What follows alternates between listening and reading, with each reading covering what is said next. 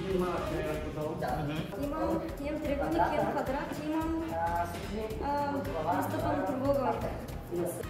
Голям триъгълник. Пак. След триъгъл пак нагоре. Той е най-ляво. Най-малкият триъгълник. Така.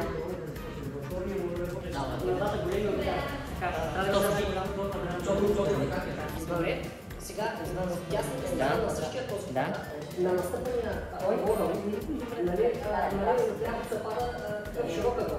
Ама как да го сложа ромба? Нагоре. Мисъл, от триъгъл. От триъгъл нагоре. Дясно. Дясно. Прави ъгъл да ми съвпадне с острия ъгъл на...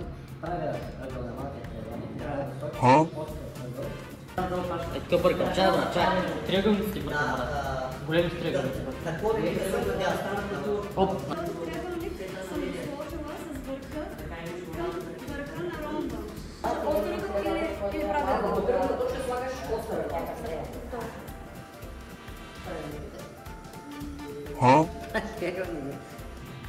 Прави ъгъл да ми сочи на големия триъгълник. Прави ъгъл Не. Отдолу, от ромба ли? Да, средата. Средата. Добре.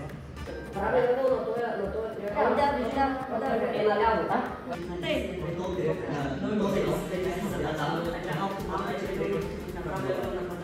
Това е главата.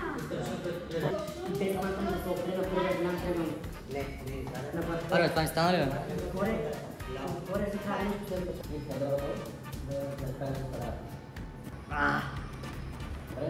Това е. Ромба на успоредника на паралелепипеда, който направиха от двата триъгълника. Там има друго точно така и те са докосвани.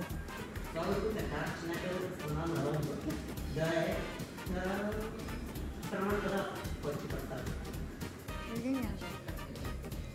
21 минути и 15. Езе! Кой това е? Птичка. Гъска птичка.